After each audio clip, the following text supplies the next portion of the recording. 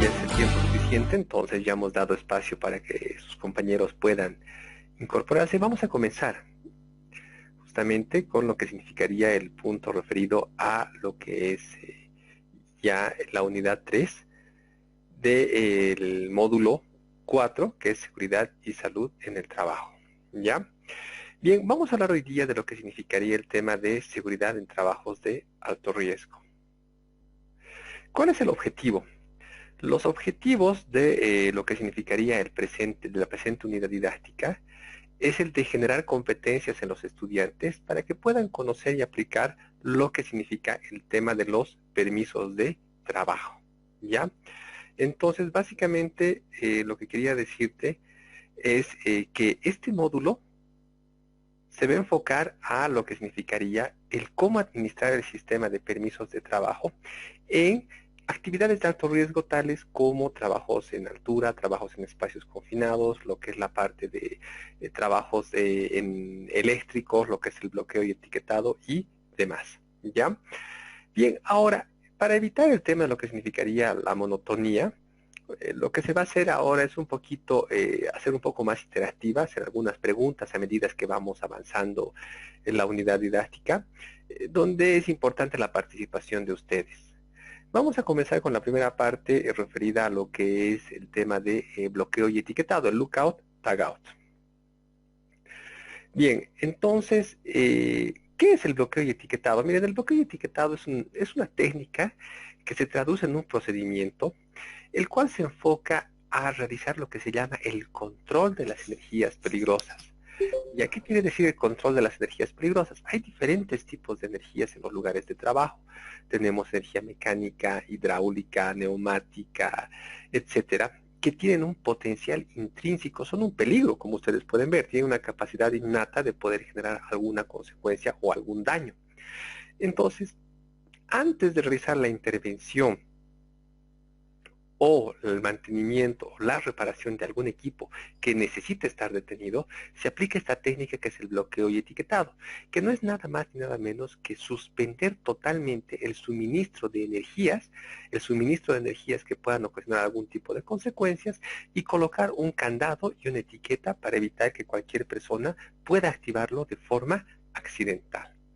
Y este procedimiento se realiza estandarizado en 6 pasos específicos. Primero, lo que significaría el tema de preparar para apagar. ¿Qué quiere decir? Que primero vamos a identificar cuál es el equipo que queremos hacer el bloqueo y etiquetado, qué tipos de energías tiene ese equipo, porque no solamente maneja una energía, por ejemplo, un motor de un ventilador, de un sistema de ventilación, por ejemplo, es dos tipos de energía, tienes la energía cinética y la energía eléctrica, ¿verdad? En lo que significaría el tema de este equipo. Preparar significa identificar el equipo, qué tipos de energías existen en este equipo, y tercero, cuáles son los dispositivos en los cuales se va a hacer el tema del bloqueo y etiquetado.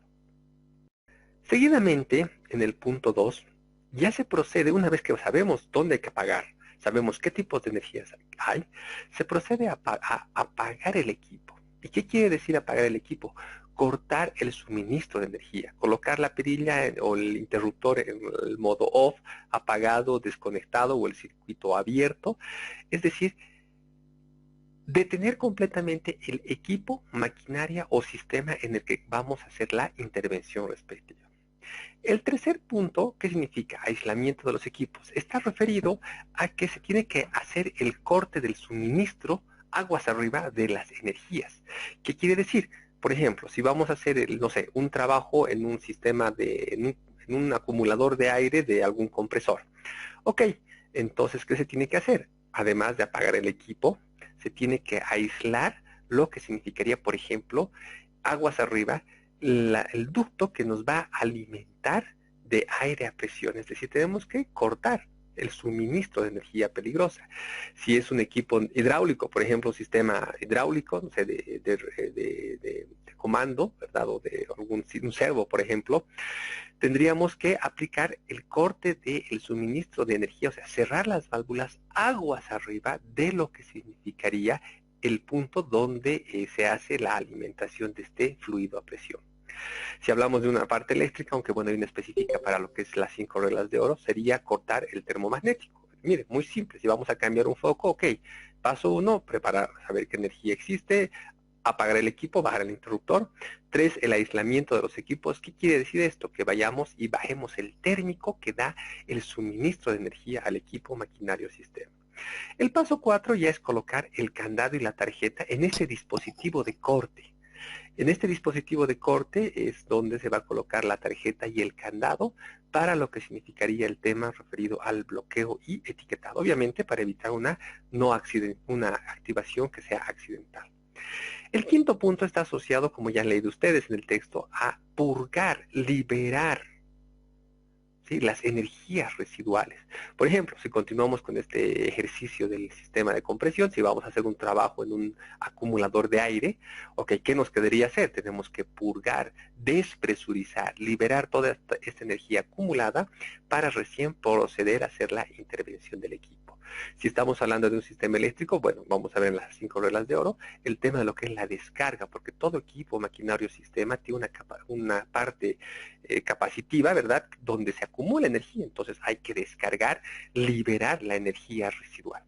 Y finalmente el paso 6 es verificar el aislamiento de los equipos. ¿Qué quiere decir?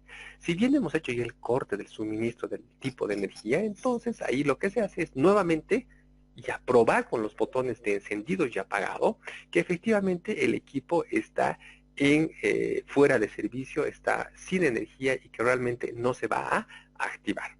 ¿Ya? Entonces, básicamente esto es el tema que se resume lo que significaría el bloqueo y etiquetado. Para realizar esta técnica existen ciertos accesorios, ustedes pueden visualizar acá en la pantalla. Tenemos, por ejemplo, hay ciertos accesorios para este tipo de válvulas, aquí para estas dos válvulas, para lo que significaría este interruptor, ¿sí?, o este termomagnético, para lo que significaría el bloquear, por ejemplo, la parte del acceso a un tablero. Si tenemos un tipo de bloqueo múltiple, ¿verdad?, donde hay varias personas que están interviniendo y no es suficiente un portacandados, puede aplicar lo que son las cajas portacandados. Aquí tenemos un accesorio para lo que son los térmicos, donde luego coloca uno un candado, y aquí tenemos este otro que también nos sirve para otro tipo de válvulas. ¿Ya? Y aquí podemos visualizar un kit de bloqueo y etiquetado electromecánico. Este es un kit estándar. Hay, bueno, dos marcas principalmente en Bolivia, ¿no?, que se manejan, lo que es Brady y lo que es Masterlook. Y hay diferentes tipos de accesorios. Aquí tenemos el portacandados, tenemos aquí este que es el múltiple, que nos sirve para diferentes tipos de bloqueo y etiquetados, etcétera, etcétera. ¿Ya? Ustedes tienen material didáctico, tienen varios videos que son interesantes y que van a complementar lo que significaría este procedimiento básico que es el bloqueo y etiquetado. Entonces, estamos en un espacio de preguntas o aportes. Si tienen algo que complementar o alguna consulta, estamos adelante para que ustedes puedan proceder a hacer la intervención. Los escucho, por favor. Ingeniero, Adelante, Mildred. una pregunta. Claro que Sí, sí. quería saber si existe alguna norma aquí en Bolivia respecto al etiquetado, ¿no? Al bloqueo y etiquetado. Al bloqueo y etiquetado. Como norma técnica no existe una, ¿ya? Pero en la 16998, a grandes rasgos, nos dan los principios del bloqueo y etiquetado. Nos habla de que antes de intervenir cualquier circuito, se tiene que desenergizar, se tiene que, lo que es bloquear. No habla como tal bloqueo y etiquetado, pero nos da algunos atisbos y conceptos fundamentales de lo que es el bloqueo y etiquetado. Ahora, normas técnicas. Hay una norma ANSI, no tengo el número actualmente en la cabeza, ¿ya? Pero si tú pones el control de energías peligrosas, lookout, tagout, el control de energías peligrosas, y pones la norma ANSI, te va a salir, y es una de las normas que no la he revisado a detalle, pero que te da bastantes conceptos y te permite administrar un programa de bloqueo y etiquetado. Si quieres tú entrar a mucho más detalle de lo que es el lookout, tagout, puedes acudir a la OSHA. Si pones en internet OSHA, el CFR 1910, lookout, tagout, y ahí te va a especificar todos los requisitos que te pide OSHA para implementar lo que es un programa de bloqueo y etiquetado. Y por ejemplo, tú tienes ahí un grado de especificidad muy interesante, donde por ejemplo te pide que para cada tipo de equipo tú tienes que tener una ficha, ¿verdad? Está ahora muy en boga el tema de hacer una ficha de bloqueo y etiquetado para cada tipo de equipo. para cada tipo de maquinaria. Por ejemplo, OSHA te pide eso, para cada equipo, para cada maquinaria, tengas definidos tus procedimientos, identificados y definidos tus procedimientos de bloqueo y etiquetado. ¿Ya? Ok, no sé si no hay más consultas, entonces podríamos pasar a lo que significaría el tema de el siguiente punto, que ya nos va a referir a lo que son los permisos de trabajo. Bien, ¿qué es un sistema de permisos de trabajo? Miren, hay una infinidad de sistemas, de formas de encarar un sistema de permisos de trabajo. Y no hay una única forma, ni tampoco podemos decir que es la única y la mejor. Ya no, en sistemas de gestión y en temas, creo que en el mundo, no se puede decir que hay una única forma y decir esta es la mejor forma del mundo. No, lo importante es que funcione sus organizaciones. No es lo mismo aplicar un sistema de permisos de trabajo si voy a estar en una, no sé, en una refinería, versus si voy a estar en una empresa donde hago, no sé, en un banco, por ejemplo. Igual puede aplicarse un sistema de permisos de trabajo, pero son distintos los niveles de peligrosidad intrínseca que tiene cada una de las actividades. Entonces, el sistema de permisos de trabajo no es nada más ni nada menos que un control administrativo que nos permite administrar de forma segura, planificar, implementar condiciones seguras de trabajo en actividades de alto riesgo, como actividades en altura, en caliente, espacios confinados, eléctricos, excavaciones, izaje, equipos radioactivos o trabajos sobre el agua o cerca del agua. Por tema de la limitación del tiempo del diplomado, solo nos vamos a enfocar estos 4 primeros, pero es una técnica que nos permite administrar y verificar previo a la realización de estas actividades de alto riesgo, previa a la realización de estas actividades de alto riesgo, el verificar que se están cumpliendo con las respectivas condiciones de seguridad. Ahora, normalmente existen, en el sistema más simple de permisos de trabajo, existen básicamente dos actores principales. Un actor que es el solicitante y otro actor que es el autorizante. El solicitante es la persona, el supervisor, el capataz o el líder de cuadrilla que requiere hacer cierta actividad operativa, que requiere hacer la actividad de trabajos de alto riesgo. Mientras que el autorizante es aquella persona que es independiente, ojo, no puede ser juez y parte, una persona independiente al grupo que va a realizar la actividad, una persona independiente que tiene la competencia requerida, normalmente que es el dueño de proceso, que va a hacer qué, va a autorizar, va a verificar que realmente estos solicitantes están cumpliendo las normas de seguridad antes de ejecutar este trabajo y va con su firma a autorizar para que recién se pueda iniciar esta actividad de alto riesgo. Como pueden visualizar, es una previa verificación del cumplimiento. En este caso normalmente son los supervisores, superintendentes, el jefe de área o el encargado de área, pero tiene que ser alguien que sea independiente a el equipo solicitante. No puede, porque el solicitante no puede ser juez y parte, él no puede solicitar y él no puede hacer la autorización respectiva. ¿Ya? Ese es el enfoque básicamente. Puede haber más copias, puede haber permisos de trabajo con doble firma, con 2 personas autorizantes en las zonas de alto riesgo, etcétera, ¿no? Pero bueno, como les hablo, este es un concepto, esta forma de encarar es la más simple, es una inicial y que bueno, está al alcance de lo que significaría este diplomado. No sé si tienen alguna consulta o alguna duda, aunque es un poquito macro esta parte introductoria, porque ya el detalle vamos a ver más adelante. Los escucho si tienen alguna consulta o alguna duda. ¿No hay nada? ¿Queda claro, Diego Turdera? Bueno, si no hay más comentarios, continuamos. Vamos a entrar a lo que significaría los trabajos en caliente, ¿ya?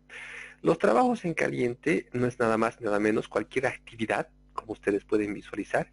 Un trabajo en caliente es cualquier actividad que que genera chispas, que genera fuentes de ignición. Y este trabajo en caliente tiene la capacidad intrínseca, es un peligro el realizar un trabajo en caliente, tiene la capacidad intrínseca ¿de qué? De poder generar algún tipo de incendios. Y mire, los incendios en trabajos en caliente normalmente se dan no justamente durante el trabajo, sino después de haber realizado el trabajo. Entonces, es importante que se aplique este sistema de permisos de trabajo para cualquier actividad que se realice que genere chispas, amolar, esmerilar, flamear, etcétera, que sea realizado fuera de los talleres en las áreas productivas o en las áreas administrativas. Ahora bien, ¿cuáles son los EPPs básicos? Miren, los EPPs básicos para hacer un trabajo en caliente es obviamente el casco, las gafas de seguridad, los botines y la ropa de trabajo, y aquí podemos visualizar los EPPs específicos, tanto para lo que es soldadura de arco, que nos pide el yelmo, el coleto, delantal y los guantes y el protector respiratorio para trabajos de soldadura, luego para lo que significaría los trabajos de soldadura oxiestilénica o la soldadura TIC o MIG, que tiene, en este caso utiliza un gas inerte. De hecho, hay que utilizar las gafas para la soldadura según el filtro que uno aplique, los guantes y delantal y el casco y el respirador según se requiera. Y en amolado sí es importante utilizar las gafas y encima de las gafas lo que es el protector facial, guantes, delantal de cuero, lo que es el protector auditivo y en función a la cantidad y actividad que se realice el tema de lo que es el protector respiratorio. Acá podemos visualizar un poquito más ejemplos referidos a lo que es buenas prácticas en lo que es trabajos en calientes. De hecho, el permiso de trabajo tiene que estar disponible en el lugar donde se realiza la actividad. Los botellones firmemente asegurados en posición vertical, en este caso hablamos de oxicorte, que estén asegurados, señalizados y que tengan las válvulas manos reductoras, un extintor sí o sí cerca del lugar de trabajo, el área delimitada con conos o cintas, el trabajador con todos los equipos de protección personal que anteriormente habíamos mencionado, y los líquidos inflamables o materiales combustibles que estén alejados al menos 11 metros. Es supremamente importante ese tema del alejar las sustancias que pueden generar algún incendio, ¿verdad? Peor aún si son líquidos inflamables o combustibles. Alejar los 11 metros, y estos 11 metros es una esfera en realidad, ¿no? Tanto abajo, porque si hay un trabajo en caliente a desnivel, puede ocasionar incendios a distinto nivel. Contar con un vigilante de incendios, el tema del extintor, o como pueden ver acá, en el trabajo en calientes, tiene su extintor y tiene su vigilante de incendios. Y es buena práctica también el tema de colocar las mamparas, ¿verdad? Unas mamparas que eviten, primero, que la gente sufra esta irradiación de lo que es infrarrojos y ultravioletas, y principalmente que se propaguen estas partículas incandescentes. Y si se va a realizar algún trabajo en alguna maquinaria, equipo o sistema, aplicar previamente lo que es el bloqueo y etiquetado para evitar que sufra alguna consecuencia el soldador que realiza la actividad en un equipo, maquinaria o sistema, siempre y cuando éste está sometido a algún tipo de energía peligrosa. Dentro de lo que es, además, para lo que es espacios confinados y un trabajo en caliente en atmósferas potencialmente explosivas, o sea, donde tienes presencia, por ejemplo, de gases inflamables como el metano, etano, propano o vapores inflamables, ¿no? De gasolina, alcohol u otros, incluso el monóxido de carbono, que también es un líquido, un gas inflamable, se tienen que hacer mediciones, ¿verdad? Estos equipos de medición acá son equipos portátiles de medición que nos van a permitir verificar primero la concentración de la cantidad LEL. ¿Qué quiere decir? Es el límite inferior de explosividad. Y esto no debe superar su 10%, ¿verdad? Cuando ya supera el 10% ya estamos entrando en una zona de riesgo. Nos mide el tema de la explosividad, nos mide, por ejemplo, que nos mide el oxígeno, lo que es el monóxido de carbono y lo que es el ácido sulfídrico. En lugares donde exista la presencia de gases o vapores inflamables, sí o sí, antes de realizar un trabajo en caliente, se tiene que hacer la medición para verificar la ausencia de la presencia de gases o vapores que sean inflamables. Otra buena práctica, como ya hemos visto, es que se cuente con un sistema de ventilación, ¿sí? Un sistema de extracción localizada que evacúe los gases contaminantes, y peor aún si estamos haciendo actividades dentro de un espacio confinado, ¿no? El tema de la ventilación, lo que significaría el tema de la medición, el contar con un vigilante de incendios que esté permanentemente atento con lo que es un extintor, el delimitar el área, etcétera, etcétera, son las buenas prácticas que se deben aplicar dentro de las actividades de soldadura, o amolar, o etcétera, como las llamamos trabajos en caliente. Y más aún, si estamos dentro de un espacio confinado, no se olvide el tema de lo que significarían los sistemas de ventilación, porque la soldadura nos genera una infinidad de gases contaminantes, además del monóxido de carbono que desplaza el oxígeno y puede disminuir la cantidad de este elemento vital. ¿Ya? Es importante el tema del monitoreo permanente de los gases. En el texto se les ha facilitado un permiso de trabajo en caliente de una empresa local, ¿verdad? Miren, el permiso de trabajo en caliente, dependiendo su rubro, dependiendo sus características, va a variar. Puedes tener 30 preguntas, como puedes tener 10 preguntas. Todo depende del tipo de industria en el que estés y el grado de peligrosidad y el tiempo que tienes, porque fácilmente un PT te puede tomar una hora de abrir. He tenido casos donde es una hora previa, pero bueno, amerita porque es distinto hacer un trabajo de soldadura en una estación de compresión de gas que, como les decía, hacer un trabajo en caliente de una metalmecánica, ¿verdad? Donde el grado de peligrosidad intrínseca de incendio y explosión es distinto. Y también les he pasado el link donde ustedes pueden consultar una norma, la NFPA 51B, que son los estándares para lo que es estándares de seguridad para trabajos en caliente. Y no sé si hay alguna consulta o algún elemento que se requiera complementar o si ustedes necesitan que hagamos alguna ampliación o aclaración. Les cedo la palabra. Adelante, por favor. Buen día. Buen día, Diego. Sí, quería hacer una consulta en cuanto al ladrillo, ¿cómo se llama? Monóxido de carbono. ¿Ya? ¿Cuál es el límite permisible para ambientes cerrados? Ya, mira, el límite que tú tienes, el TLB que tienes es de 35 partes por millón. ¿Ya? Pero ya vamos a ver un poquito más adelante lo que son los TLBs. Tienes varios tipos de TLBs. Tienes el TLB a 8 horas, que es lo que te digo, 35 partes por millón para el monóxido de carbono. Luego tienes lo que es el Steel TLB. ¿Qué quiere decir? La exposición a cortos periodos de tiempo. No tengo ahorita el dato en la cabeza del monóxido, pero creo que eran 100 ppm el Steel TLB para 50, para lo que es 15 minutos de exposición, ¿no? Entonces, tú puedes acceder a lo que es, en la unidad 3 del módulo 5, el siguiente que nos toca, vas a ya poder entrar a más detalle para conocer los límites permisibles. Pero, como te digo, el TLB inicial de 8 horas es 35 partes por millón. Y no te olvides que el monóxido de carbono tiene dos efectos. Uno, que te desplaza el oxígeno, es un gas que es obviamente más, es un gas que es más liviano que, o sea, perdón, es un gas que te va a desplazar lo que significaría el tema del oxígeno, ya, uno. Y segundo, que es un gas asfixiante. Y segundo, que es inflamable también. No se olviden aquello, ¿no? Que nos puede generar una explosión cuando hay una acumulación significativa del monóxido de carbono. Por eso es importante la ventilación cuando haces trabajos en caliente en espacios confinados. ¿Ya? Ok, si no hay preguntas, Freddy, ¿podrías darnos algunas dos recomendaciones de lo que significarían las condiciones de seguridad para un trabajo en caliente, por favor? Sí, quería hacerte una pregunta más, pero Claro, claro, eh, adelante, adelante. lo que nos dice es que cualquier trabajo que genere chispa, ¿no? Nos va a dar un permiso de trabajo en caliente. Sí. ¿Y qué hacemos con los trabajos, por ejemplo, cuando tienen que ser taladrados o cuando tienen que hacer alguna conexión eléctrica donde utilizan pistolas de aire caliente? Ya. En este caso, fíjate, lo que tienes que ver es, puede haber un trabajo combinado. Por ejemplo, si tú haces un trabajo eléctrico, ya, no sé, pensemos en una subestación, ya una subestación, pensemos en una subestación. Va a hacer un trabajo eléctrico y va a hacer una actividad de soldadura, entonces tú vas a abrir dos permisos de trabajo. Un trabajo, un PT para trabajo eléctrico y otro PT para lo que es un trabajo en caliente. Entonces, si vas a generar chispas, ojo, chispas, entonces, cuando tú vas a taladrar, ¿cuándo genera chispas? Principalmente cuando vas a trabajar con metales, vas a perforar metales, ¿verdad? Pero bueno, dependiendo también la atmósfera o el ambiente en el que tú estés.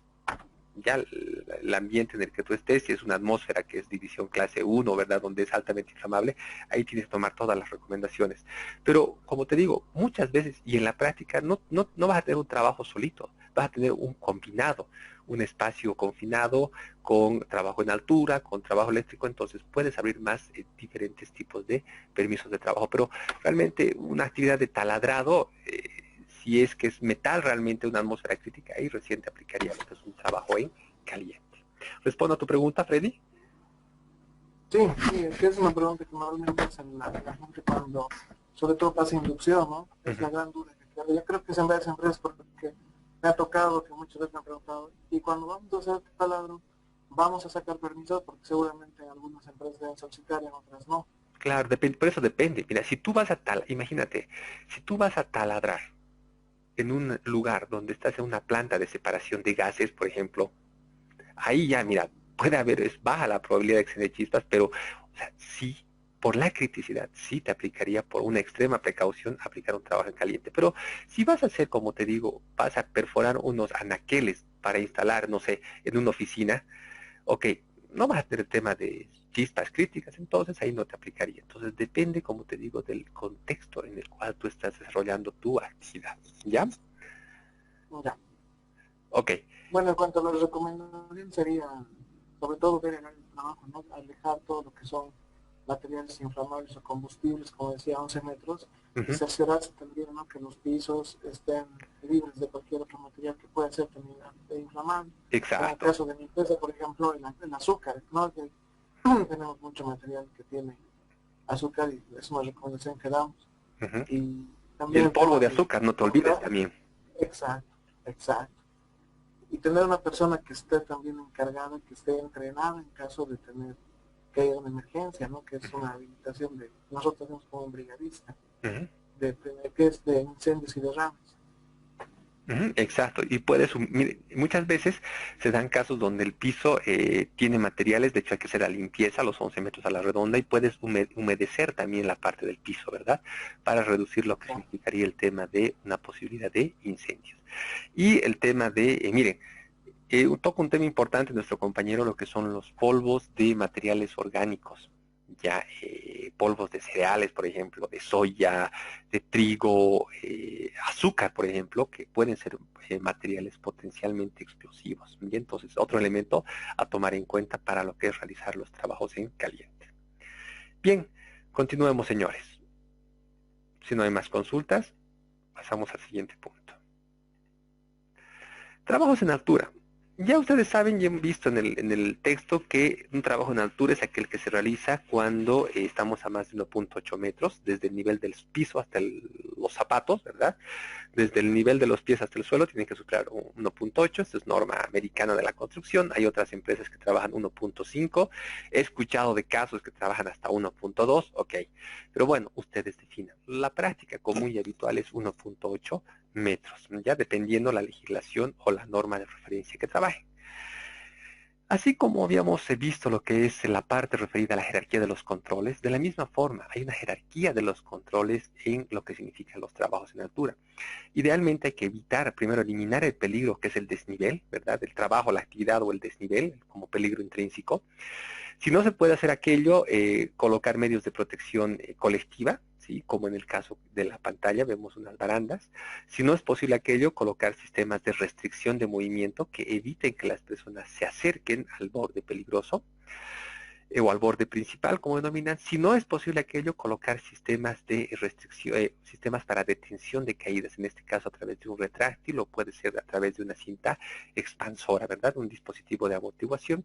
Y en última instancia ya controles administrativos de alejamiento, ¿verdad? Donde se colocan unas mallas de delimitación o banderines, estos están regulados por OSHA, se pone a 1.8 metros de distancia de que del lugar o del borde principal o del borde peligroso, ¿no? Y se tiene una persona que hace la vigilancia y el control permanente de que nadie se acerque, ¿no? Entonces, obviamente hay que aplicar la jerarquía de los controles, tratemos de eliminar primero el peligro si no se puede, utilizar medios de protección colectiva, ya en lo que significaría el tema, en última instancia, lo que es la dotación de los CPPs. Y se les ha facilitado en el texto un pequeño árbol que describe los diferentes elementos. Eh, Siempre cuando tenemos un trabajo en altura, cuando vamos a aplicar un sistema de detención de caídas, no es anticaídas porque te vas a caer, un sistema de detención de caídas, pero bueno, se maneja en el mercado un sistema anticaídas, vas a tener tres elementos. Primero, lo que es un dispositivo de anclaje, donde te vas a anclar. Segundo, un subsistema de conexión, el que te va a soportar la caída, el que te va a agarrar. Y el arnés, que va a sujetar tu cuerpo y va a distribuir toda la fuerza en todo tu cuerpo. ¿Ya? El dispositivo de anclaje puede ser, como han visto, y tiene que soportar 5.000 libras cuando es un punto de anclaje no certificado, pueden ser en las partes estructurales, pueden ser en puntos de anclaje provisionales temporales, en líneas de vida horizontales o verticales, o rieles fijas, ¿verdad? Para el tema de un punto de anclaje, o pueden ser mediante pesos muertos, que en este caso no es justamente para una caída, sino para un sistema de suspensión que se da muchas veces cuando se hace trabajos en la construcción con sistemas de tipo de andamios colgantes. Pero bueno, mejor trabajar en estos y como saben y han leído en el texto, se recomienda 5.000 libras cuando es un punto no certificado y 3.600 cuando es un punto certificado. Luego tenemos los subsistemas el arnés está por demás decir que es, ¿verdad? Es el que nos va a soportar, va a distribuir la fuerza de la caída en todo el cuerpo. Y en los subsistemas tenemos dispositivos que son anticaídas, como la cinta retráctil o los dispositivos antideslizantes para las líneas de vida verticales. Y tenemos lo que son los conabsorbedores de energía. Miren, una cinta retráctil, un dispositivo retráctil es el que tenemos acá en la pantalla. ¿Sí? Donde el trabajador, como pueden visualizar, tiene un dispositivo retráctil. Estos retráctiles, bueno, no les deja caer de más de 30 centímetros. O podemos tener una cinta expansora con su absorbedor de energía, como visualizamos acá en la diapositiva, que tiene diferentes elementos, ¿no? Puede ser de cintas, puede ser de cables o cadenas, puede ser de fibras sintéticas, ¿verdad? Aquí podemos ver, miren este de acá, que es una cinta expansora tipo cable, ¿no? Para actividades de soldadura. Bien, arneses, creo que ya han visto, ¿verdad? Nos permite distribuir la caída cuando cae el hombre o la mujer, genera fuerzas muy altas que van entre los 1800 libras a 2500 libras fuerza, ¿ya? Entonces, imagínense toda esa fuerza distribuida en una sola parte del cuerpo. Podría generar daños internos críticos o severos. Por eso el arnés distribuye toda esa fuerza en todas las diferentes partes del cuerpo. Y esto se complementa con lo que significa un dispositivo de absorción de energía o una cinta expansora, que es un dispositivo que va a absorber toda esta energía que se cae, va a absorber y va a disipar esta energía que se produce cuando uno cae y va a facilitar de que el cuerpo no sufra consecuencias y la energía que reciba no supere las 900 libras. Ya entonces hay diferentes formas de dispositivos de absorción de energía, tienes los con con cuerda de perlón, o tienes, lo más recomendable es este que estamos visualizando, que es con 2 puntos de anclaje, que son con 2 líneas, ¿verdad? Porque nos permite y nos evita el tener los puntos de hombre muerto. Aquí tenemos los dispositivos autobloqueantes, ¿verdad? Una línea de vida vertical que tiene que ir acompañado con un dispositivo de amortiguación. Y como les decía, esto nos permite disipar lo que es la energía que se genera durante la caída. Y ojo, para trabajos a menos de 4 metros no es recomendable. ¿Por qué? 4.5 metros, ¿no? ¿Por qué? Porque caes y vas a llegar hasta el suelo. Para trabajos de menos de 4 metros es recomendable el uso de una cinta retráctil. La mejor solución es la cinta retráctil, ¿verdad? El tema para cualquier nivel de altura. Pero bueno, ahí está también el tema del costo. Y cuando necesitamos hacer algún trabajo específico donde requiramos utilizar las dos manos y tenemos que posicionarnos en algún punto, se aplica lo que se llama la banda de posicionamiento o anclaje, ¿verdad? Que son dos ganchos que posicionamos a la cintura del arnés. Miren, acá el arnés tiene diferentes tipos de argollas, ¿verdad? El único dispositivo donde uno puede caer es acá, en el de la espalda, la parte dorsal. Las argollas de la parte delantera es únicamente para dispositivos de posicionamiento, donde se utiliza una banda de amarro de posicionamiento. Estos son los arneses más simples, este es uno más complejo, donde aquí tienes para el descenso, fíjense este punto de anclaje, y esto es para lo que significaría el tema del rescate. Hay una infinidad de tipos y modelos y marcas, sabores, colores y olores de arneses, ¿verdad? Entonces, es un mundo, como les digo, hay una infinidad de ofertas en el mercado de arneses, cursos, capacitaciones, etcétera. No voy a entrar en más detalle, ¿verdad? Pero ese es el concepto de lo que es la banda de amarro de posicionamiento, que, ojo, no nos sirve para caer, únicamente para posicionarnos. Como máximo, una caída podemos lograr de 60 centímetros, ¿no? Durante actividades de posicionamiento. Y tenemos lo que es la cinta retráctil, que es un dispositivo que tiene un sistema interior de engranajes que es como los cinturones de seguridad, ¿recuerdan? Donde ustedes van jalando y cuando tiene una caída brusca se detiene, ¿verdad? Entonces el mismo concepto hay de cinta y de cable. Este es el mejor dispositivo, ¿verdad? Que nos permite trabajar. ¿Por qué? Porque minimiza lo que es la distancia de caída, ¿verdad? Y no te deja caer entre 30 y 60 centímetros a lo mucho.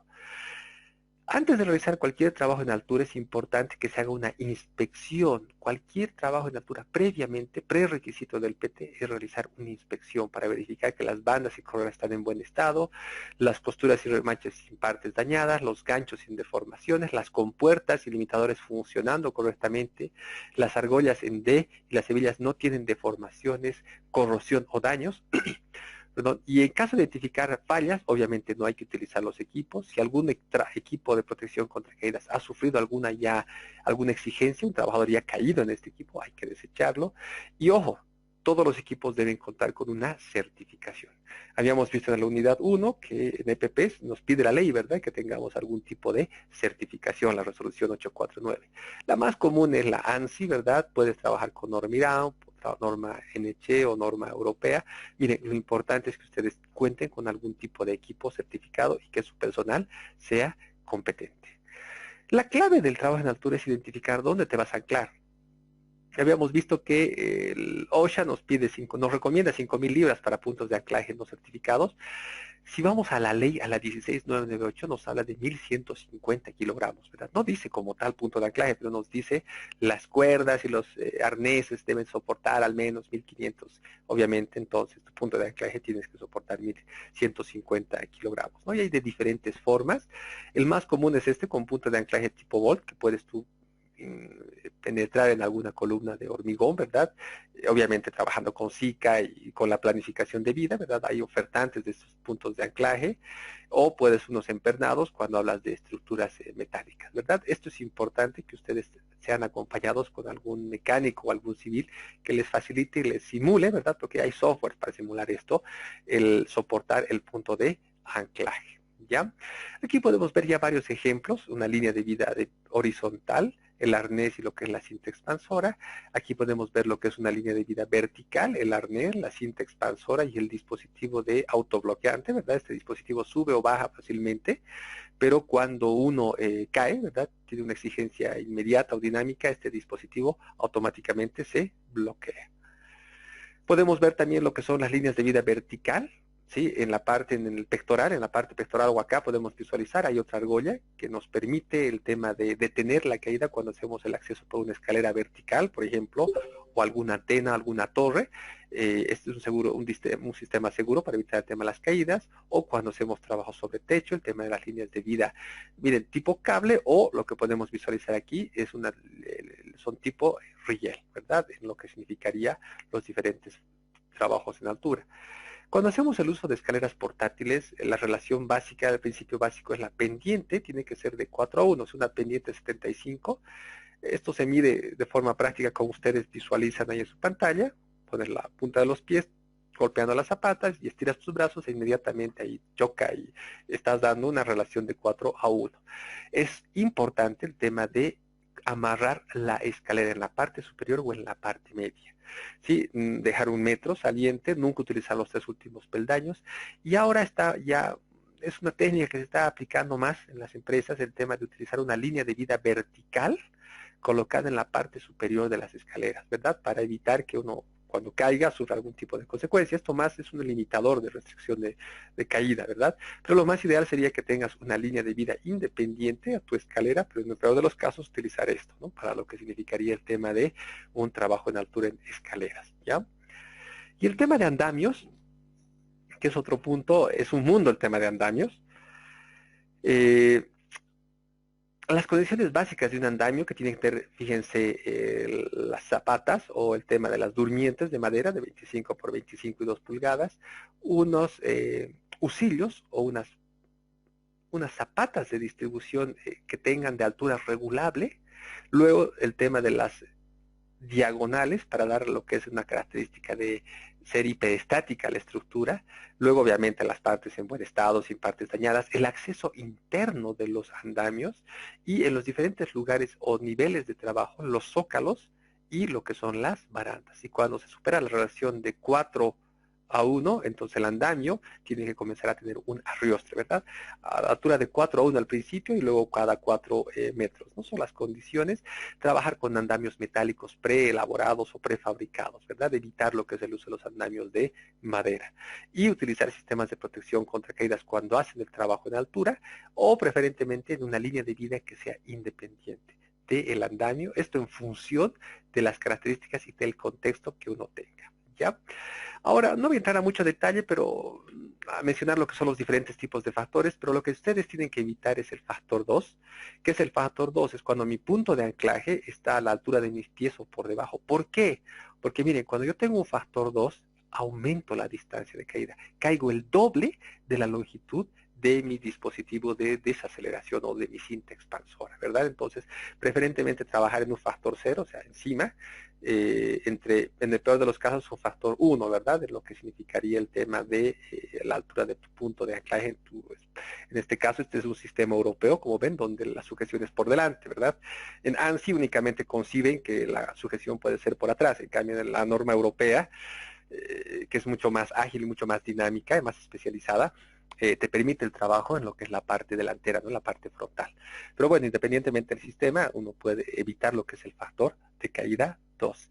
Y como les decía, por temas de tiempo no vamos a entrar más a lo que es el cálculo de la distancia de caída, pero entre mínimamente 4.6 metros requieren de distancia desde el punto de anclaje hasta el piso. ¿Cuándo van a utilizar una cinta expansora?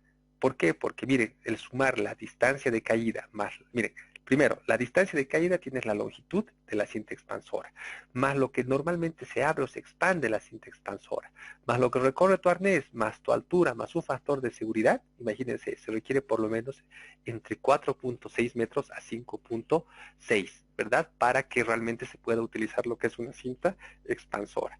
Y para casos de menor altura, como les había mencionado, la solución es el tema de un dispositivo retráctil, ¿ya?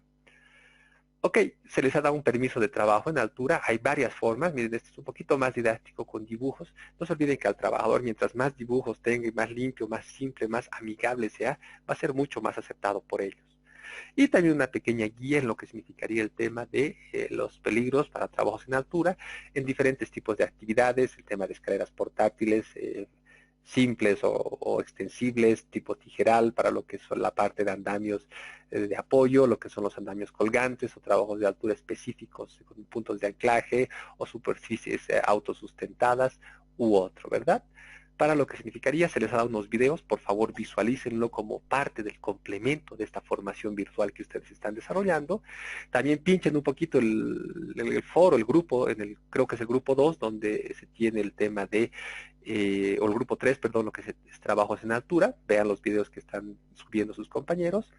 Y les cedo la palabra ahora si tienen alguna consulta, alguna necesidad de complementación o algún comentario respecto a lo que es trabajos en altura. Adelante, por favor. Vivian, ¿cómo estás? Vivian, una pregunta. ¿Cuánto debería soportarnos un punto de anclaje, según la recomendación de OSHA? Un punto cualquiera. Vivian, Mildred, danos una mano. ¿Cuánto debería soportarnos un punto de anclaje? Sí, 5.000 libras. 5.000 libras. Ok, muy bien. Diego Gemio, ¿a partir de cuántos metros deberíamos utilizar una cinta expansora? Diego, ¿nos copias, Diego? ¿A partir de cuántos metros puedes utilizar una cinta expansora? 4.5 metros. Correcto. Muy bien. Y si podrías mencionarnos, Alain, tú estabas, Alain, qué bien que participes nuevamente. Danos dos condiciones de seguridad adicionales que aplicarían un permiso de trabajo en altura, por favor. Buenos días, ¿me puede volver a repetir la pregunta? Dos condiciones de seguridad que deberíamos cumplir como parte del trabajo en altura. Dos recomendaciones de seguridad para hacer trabajos en altura. Parte del equipo de protección de los arneses, también que sería también muchas veces la formación o conocimiento del trabajador, digamos, para poder realizar trabajo en altura. Exacto, que sea competente, que conozca lo que está haciendo, que sea capacitado, ¿verdad? Ok, muchas gracias, Alain. Vamos a continuar si no hay consultas o dudas. Vamos a ir a lo que es un trabajo en espacios confinados. Miren, un espacio confinado es un tema crítico. Ya un espacio confinado es un espacio cerrado o parcialmente cerrado que cumple básicamente con tres características. Son tres las principales características. La primera, que no está diseñado para que sea ocupado por personas. ¿Qué quiere decir? Que no está pensado ni diseñado para que trabajadores permanezcan todo el tiempo allá adentro, para que no existan puestos de trabajo dentro de este espacio. Primera característica, no está diseñado para que alguien esté permanentemente dentro. Segunda característica, los medios de ingreso y salida, egreso e ingreso, son restringidos o limitados. Tercero, que entre todo tu cuerpo entero. Esos tres son las condiciones para cumplir un espacio confinado. Pero además, hay espacios confinados que van a requerir un permiso de trabajo. ¿Cuándo van a requerir un permiso de trabajo los espacios confinados? Cuando exista algún peligro intrínseco en su interior que pueda, algún peligro intrínseco, ya sea actividad, elemento, bueno, hemos visto lo que es fuentes, situaciones o actos en su interior que generen algún tipo de peligro. Ya estamos hablando de lo que es por las características de su diseño, construcción, por los materiales o sustancias que tiene en su interior, o por las actividades que van a realizar en su interior, ¿verdad? No sé, un trabajo en caliente o un trabajo en altura, o los riesgos intrínsecos o peligros mecánicos presentes que podrían existir. Cuando hay algún peligro en su interior que puede generar consecuencias, entonces este espacio confinado va a requerir o va a necesitar la aplicación de un permiso de trabajo. Y los EPPs, bueno, aquí ustedes tienen los EPPs básicos para el trabajo en espacio confinado, casco con barbiquejo, las gafas, botines y ropa de trabajo. Y luego los EPPs específicos van a estar en función del tipo de actividad que van a desarrollar. ¿Sí? Obviamente EPPs para trabajos en altura y vas a abrir dos PTs, ¿verdad? Un espacio confinado y adentro un trabajo en caliente, un trabajo en altura, no sé, digamos la limpieza de un silo, por ejemplo, donde tienes que descolgarte o tienes que armar andamios, ¿no? Vas a aplicar dos PTs. Luego, si va a hacer soldadura, por eso les digo, normalmente en espacios confinados siempre son mixtos los permisos, ¿no? Además de espacio confinado, tienes altura, tienes en caliente, ¿no? Que es lo más rutinario. O si no va a hacer algún tipo de trabajo, normalmente protección respiratoria o algún tipo, cuando hay una insuficiencia de oxígeno, es decir, que es menor al 19.5, ahí puedes utilizar o puedes ingresar con equipos de respiración autónoma, o cuando la concentración del contaminante es 1000 veces más grande que el límite permisible, ¿no? Que el TLV, vas a requerir lo que es la respiración autónoma o equipos con aire suministrado a distancia. Y vemos algunas recomendaciones básicas, ¿verdad? En lo que es el espacio confinado, peligro en espacio confinado. Hay peligros de atmósferas suboxigenadas con deficiencia de oxígeno de menos de 19.5, atmósferas asfixiantes, por ejemplo, no sé, el tema de un gas que puede ser que te desplace el oxígeno, digamos, dióxido de carbono, o tienes un gas que es pesado, ¿verdad? Y te desplaza. O tienes sustancias asfixiantes, digamos, no sé, nitrógeno, argón, pero bueno, porque normalmente te asfixia es el monóxido, dióxido de carbono, luego, o gases pesados, ¿verdad? Atmósferas tóxicas, no es una atmósfera, imagínense, con presencia de amoníaco, o atmósferas sobreoxigenadas, ¿verdad? Que tienen hay más oxígeno de mayor a 23.5 de la atmósfera. Luego atmósferas inflamables, ya hemos visto, ¿no? O atmósferas potencialmente explosivas. Las condiciones de seguridad es importante medir, ¿sí? Eso es importante, medir la concentración antes de ingresar, hacer la ventilación del espacio confinado, utilizar protección respiratoria. Si es muy crítica la concentración o hay deficiencia de oxígeno, lo que es respiración autónoma, ¿verdad? Utilizar un equipo de salvamento, utilizando un trípode con un dispositivo de recuperación, disponer con medios de comunicación, utilizar medios de acceso seguros, arneses para el tema de lo que significaría el tema del rescate, y tener, en el caso de un trabajo en caliente, lo que es un sistema de extinción. Acá podemos visualizar más ejemplos. Miren el tema de lo que es primero una cinta, un dispositivo retráctil, ¿verdad? Para el ingreso, un dispositivo de recuperación, delimitar el área con mallas o con cintas, tener medios de comunicación, hacer lo que es la lectura de las concentraciones de los gases en el interior. Ojo, y puede haber diferentes tipos de gases tóxicos, entonces puede haber diferentes monitores para verificar antes el ingreso de lo que significaría el contaminante, utilizar equipos de respiración autónoma y lo que es el tema de los sistemas de ventilación o extracción. Acá vemos más ejemplos, el tema de la delimitación del área. No se olviden aplicar el bloqueo y etiquetado en los elementos que van a alimentar a las sustancias o materiales que ingresan al espacio confinado. Esto es súper importante. Las mediciones, el instalar escaleras de acceso, contar con iluminación, contar con sistemas de respiración según la concentración del contaminante. Como les decía, el bloqueo y etiquetado, la medición de los gases en su interior y el tema de la ventilación son elementos fundamentales que nos van a permitir dar mayor condiciones de seguridad, ¿verdad? Tiene que haber permanentemente un vigilante en la parte externa de un espacio confinado, sí o sí tiene que haber una persona que no ingrese, ¿no? Que no sea un entrante, alguien que esté afuera permanentemente vigilando, sistemas de comunicación, ¿verdad? Sistemas de ventilación, utilizar el arnés para el caso de algún tipo de rescate, ¿no? Y como hemos visto, contar con un trípode, si es que es fácil, si es que es posible, ¿verdad? Su instalación para hacer lo que significaría el tema de un rescate en caso de alguna situación de emergencia, ¿ya? Se les ha facilitado un permiso de trabajo, como les digo, ustedes pueden inundarse de permisos de trabajo, hay en internet, lo importante, miren, no piensen que el permiso de trabajo es el que tiene más preguntas.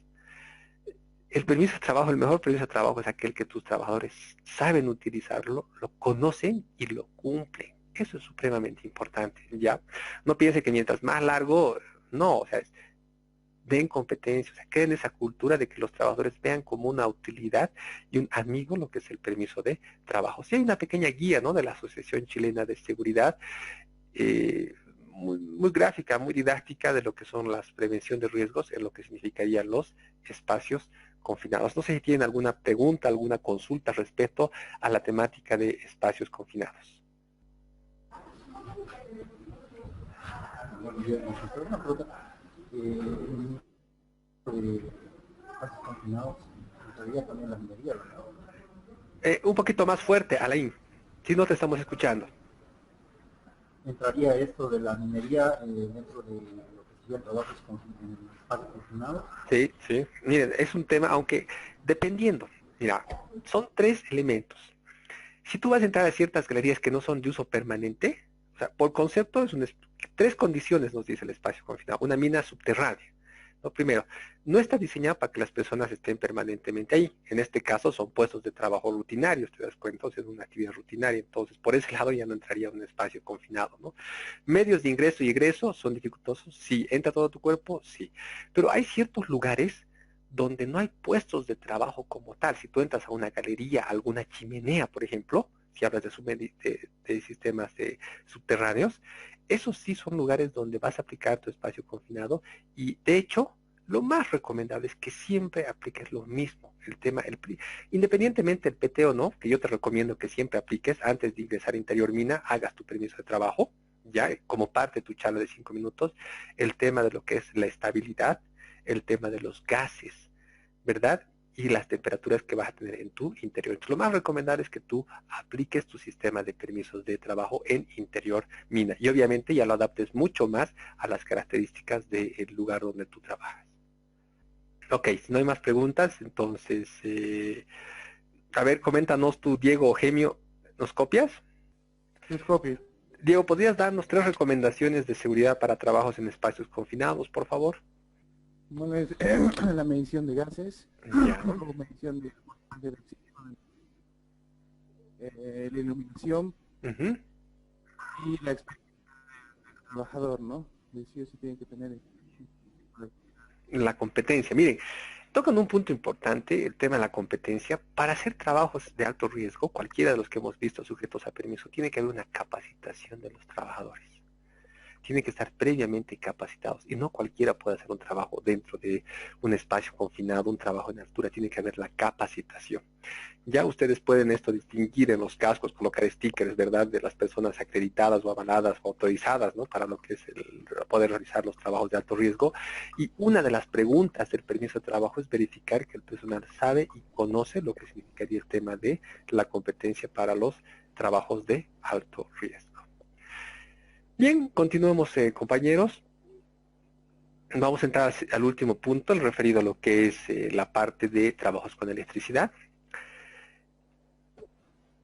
Esto hemos visto ya en la unidad 1, en la unidad 1, los conceptos generales. Sabemos que hay dos tipos principales de contacto, los contactos directos, cuando entramos en contacto con alguna fuente o fase que en condiciones normales tiene que estar energizada.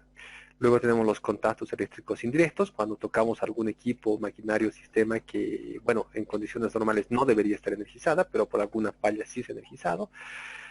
Nos generan peligros eléctricos los cuadros o los tableros, maquinaria, motores, las instalaciones, las conexiones, los postes, herramientas eléctricas, ¿verdad? El tema de transformadores. Algunos nos decía el tema de herramientas eléctricas, por ejemplo, la preocupación, si voy a hacer un trabajo de taladrado, si requiere un permiso de trabajo caliente. Nos preguntaba, creo, Alain, no recuerdo, pero, por ejemplo, si tú vas a estar en una atmósfera, en una en un ambiente con atmósfera, con división clase 1, o sea, que es inflamable, tus equipos tienen que ser explosion proof, o sea, a prueba de explosión. ¿Qué quiere decir?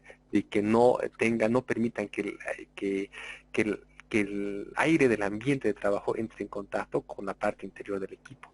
Ya, por ejemplo, herramientas eléctricas, pero bueno, este es otro punto, ¿no? Que, complementando una pregunta de un compañero, sistemas de iluminación, etcétera, que nos pueden generar.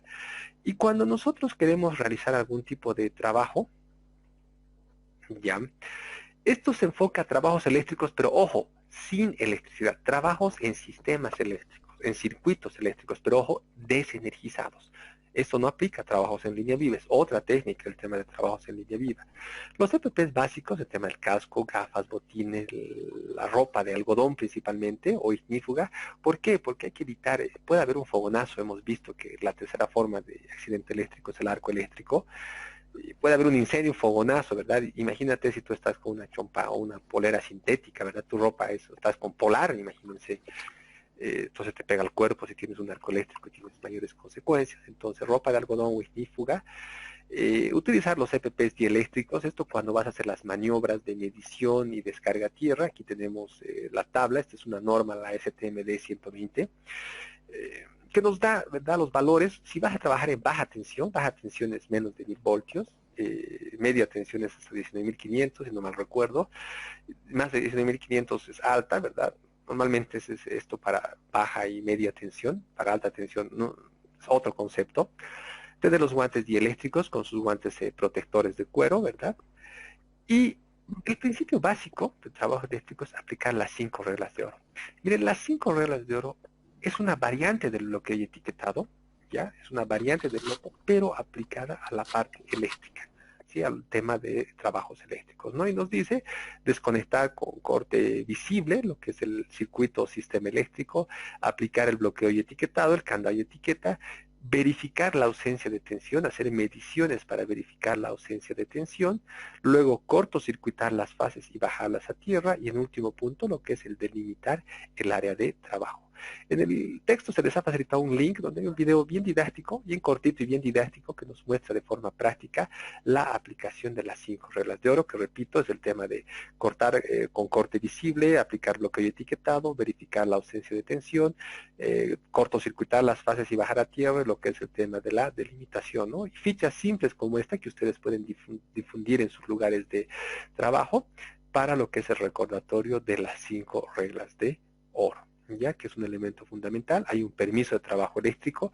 Este permiso de trabajo eléctrico debería linkear todo lo que son las 5 reglas de oro, ¿verdad? Para verificar que antes de lo que significaría el trabajo en sistemas desenergizados, para cumplir con las diferentes normas de seguridad, ¿no? Abrir con corte visible, colocar una etiqueta y un candado, verificar la ausencia de tensión. Bueno, en este caso, si hablamos de líneas, hacer igual de la misma forma el cortocircuitado de las 3 fases y bajar a tierra. Esto también aplica a baja tensión. Ojo, no piensen que es solamente para media tensión. Y el tema de lo que es la parte de la delimitación del área de trabajo, ¿ya? Vean los textos, se les ha facilitado una guía de riesgo eléctrico del INST, tienen videos, hay material complementario. Es importante que esta formación virtual, además de un texto didáctico que se ha elaborado, que hemos elaborado para ustedes, complementen con los links y los videos, ¿verdad? El medio audiovisual es muy importante, además de la lectura. Bien, no sé si tienen alguna pregunta o alguna consulta referida a lo que es trabajos eléctricos. Diego Turdera, ¿podrías mencionarnos alguna de las reglas, de las 5 reglas de oro, por favor? Claro, las 5 reglas de oro básicamente hablan de cortar la, o verificar que esté presente, cortar cualquier retroalimentación que pueda existir para activar la tensión, la correcta finalización y poner a cortocircuito y a tierra todos los corrientes. Sí, eso es muy importante, el tema de verificar la ausencia de tensión y descargar las fases a tierra, porque no se olviden, hay muchos circuitos que tienen la parte capacitiva y quedan residuales de energía eléctrica. Entonces, ahí es cuando hagan la descarga a tierra, tienen que utilizar los guantes dieléctricos. Ya cuando hagan la medición, de la misma forma, utilizar los guantes dieléctricos. Ok, Mildred, ¿podrías mencionarnos otra de las reglas, de las 5 reglas de oro, por favor? delimitar el área de trabajo. Ya. Delimitar el área de trabajo, excelente. Y finalmente, Freddy, danos una regla más de oro para lo que es trabajos eléctricos. Verificar la ausencia de tensión. Exacto, verificar la ausencia de tensión, porque la energía es un peligro invisible, ¿no? Entonces es muy crítico. Bien, compañeros, con esto estamos ya concluyendo el material planificado para ahora. Es importante que participen en sus foros. He estado revisando, hay algunos grupos que son mucho más dinámicos. Hagan por favor sus aportes. Es parte de las actividades de formación virtual. No se olviden que hoy concluye ya el aporte en los foros y lo que se espera es que el líder que elijan para este foro dé una conclusión. Diga, Guido, este es el video, este es el PT y los miembros del grupo son tales, tales, tales, ¿verdad? Para lo que significaría la conclusión grupal. Tienen que hacer un trabajo individual que tienen que ustedes confeccionar, o sea, de su propia creación, un permiso de trabajo que sea distinto, obviamente, al permiso de trabajo que les ha tocado en su grupo o en su foro. Bien, si no hay más consultas o comentarios, les cedo la palabra por última vez. Si hay algo más que requieran como una complementación, consultas u otros, antes de hacer la clausura respectiva. ¿No hay nada más? Ok. Si no hay más, les agradezco muchísimo por su tiempo. Ha sido un gusto compartir con ustedes. Vamos a estar otra vez en contacto la siguiente semana para lo que significaría el tema ya del módulo 5, el último, el final, que es condiciones de higiene, el tema, la otra gran disciplina que es la higiene ocupacional. Muchas gracias, ha sido un gusto compartir con ustedes y que tengan un muy buen domingo. Hasta luego.